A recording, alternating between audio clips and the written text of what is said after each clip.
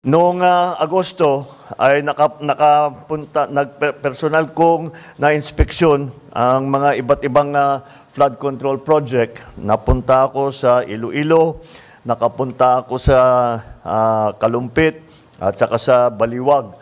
At doon maliwanag ay na isang mga halimbawa ng mga flood control project na hindi tinapos o ghost project talaga, hindi man naumpisahan. At naging basehan ng ating pagtuloy-tuloy na pag-imbestiga.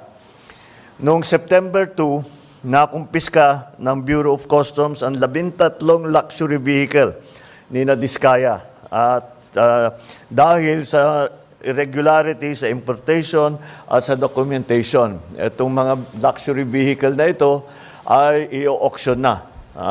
Ang pagkaintindi ko, merong 7 na i-auction next week at saka susunod na yung iba sa susunod na ibang linggo. Sa office naman ng Ombudsman, ano yung ating ginawa para pananagutin itong mga may gumagawa ng kalokohan? Sa office ng Ombudsman, nakapag-refer na ng reklamo ang DPWH. Galing sa DPWH ito noong September 8 dahil sa mga irregularidad sa 5 proyekto base sa Special Audit Report at Fraud Audit Report ng COA. Mula sa ahensya ng DPWH First District Engineering Office, ang mga sangkot dito sina Henry Alcantara, Bryce Hernandez, JP Mendoza, Paul Jason Duya. Ang mga kinatawan naman sa mga kontratista ang kasabwat nila ay sa St. Timothy Construction, Wawaw Builders, at saka Sims Construction Trading. Lahat yung mga pangalan na yan, matagal na nating naririnig. At ngayon ay sila ay napatunayan, nakasabwat dito sa mga ginagawa, sa mga flood control project na hindi tama ang pagka-bid, hindi tama ang pagkakontrata, hindi tama ang pagka-implementasyon, hindi tama ang pagbayad. Isang buwan matapos na malunsad yung website, binuo natin ang Independent Commission for Infrastructure. Dahil nalaman natin matindi ang sistema ng korupsyon, hindi lang sa flood control project, kundi pati rin sa ibang proyektong pang-infrastruktura ng gobyerno, kaya ginawa po natin yung ICI. Yung ICI na yan ay para imbestigahan lahat ng infrastructure projects na kailangan tignan dahil may question kung tama ba ang pagkagawa. At ipapagpatuloy ng ICI yung kanilang na tuloy-tuloy naman ang trabaho ng ICI. Kung maalala ninyo, ICI is investigative.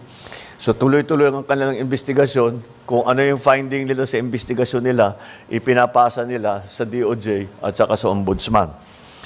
Sa parehong araw, nagsampa ng kaso ang DPWH sa Ombudsman laban sa 20 opisyal ng DPWH ng Bulacan First District Engineering Office at 5 pribadong individual dahil sa paglabag sa Anti-Graft and Corruption Practices and Corrupt Practices Act, Revised Penal Code at Government Procurement Reform Act. Kasama dyan si Henry Alcantara, Bryce Hernandez, JP Mendoza at ang mag-asawang Diskaya. Mula naman noong September 15 hanggang November 5, ang Anti-Money Laundering Council, yung AMLAC, ay nakakuha ng 7 freeze order mula sa Court of Appeals. Saklaw ng freeze order na ito ang kabuuang halaga ng 6.3 billion pesos. Nagsimula na ang Solgen na magbuo ng forfeiture case para itong 6.3 billion pesos ay mababawi ng pamahalaan at itong perang ninakaw ay maibabalik sa taong bayan. Saklaw ng freeze order ito, 6.3 billion. At noong September 18, nakapag-refer tayo muli sa Office of the Ombudsman ng ikalawang batch ng mga kasong kriminal ukol sa 2 maanomaliang proyekto. Ito ang kinakasangkutan ng 6 na opisyal ng DPWH at 2 pribadong kontratista. Andito yata, These are the cases. No? Mula naman noong September 29 hanggang November 6, nagsumiti na ang ICI sa Office of the Ombudsman ng criminal at administrative cases laban sa 37 individual na konektado sa mga maanomaliang FCPs. Kabilang dito mga kasong graft and corruption, malversation, falsification, plunder, paglabag sa Code of Conduct for Public Officers. Samantala, nag-submit din ang DPWH sa Philippine Competition Commission ang 12 kaso ng bid manipulation at bid rigging noong October 3. Kinasasangkutan ng 6 na pribadong kumpanya. Dito pa lang sa mga kasong ito, makakabawi tayo ng 3 hanggang 5 bilyong piso in terms of fines. Alam nyo, lahat naman tayo ay nais natin na makamtan ng kaagad ang hustisya. Ngunit kung may aral tayong natutunan sa nakaraan, ito ay ang mas mabuti na maging mabusisi tayo at tumagal ng kaunti kaysa magmadali at magkamali. Alam mo nyo, kinakatakutan namin na yung mga alam natin na talagang kasabwat dito sa kawalanghiyang ito ay makakalusot sa kaso dahil because of a legal technicality. Dahil nagkamali tayo sa pagbuo ng ebidensya, dahil hindi maganda ang ating pagpresenta ng kaso, o nakalimutan natin pumirma sa isang dokumento, yung mga maliliit na bagay na ganyan, nalalaglag ang kaso dahil dyan. Kayo, mga reporter, alam na nyo, nangyayari talaga yan. Kaya tinitiyak namin na pagka kami ay sumampa ng kaso, yung kasong yan ay hanggang sa dulo ay matibay ang kaso at kung sino man ang mga guilty ay sila naman talaga ay mananagot at kung kailangan at kung huhusgahan sila ng korte ay makukulong sila.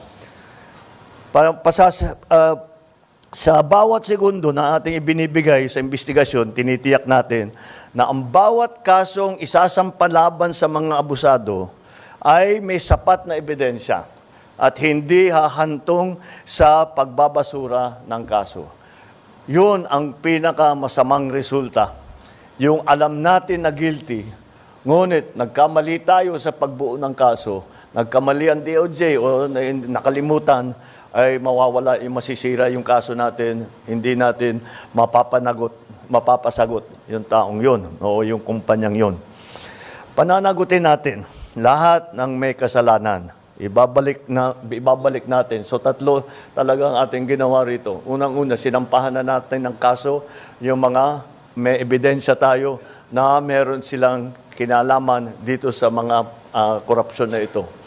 Pangalawa ay tinitiyak natin na ang kanilang ninakaw na pondo ay maibabalik sa pamahalaan upang magamit sa tama ang mga perang yan.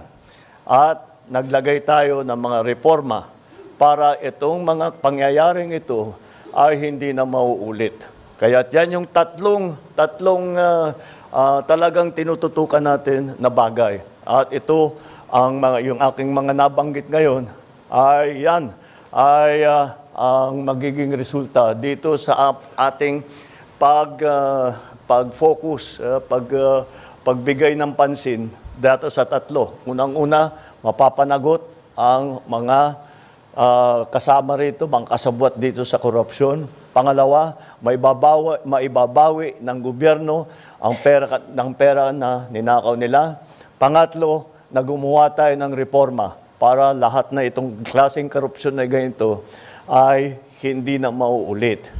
Kaya yung mga taong yan na kasabwat dyan, eto, mga walang hiyang ito, na nagnanakaw ng pera ng bayan, tapos na ang maliligaya ninyong araw.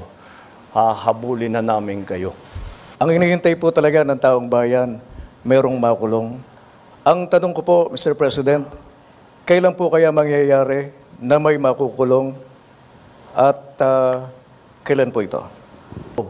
Bago magpasko, marami dito sa napangalanan dito ay palagay ko nasa ano na matatapos na yung kaso nila, buo na yung kaso. Makukulong na sila. Wala silang Merry Christmas. Before Christmas, makukulong na sila.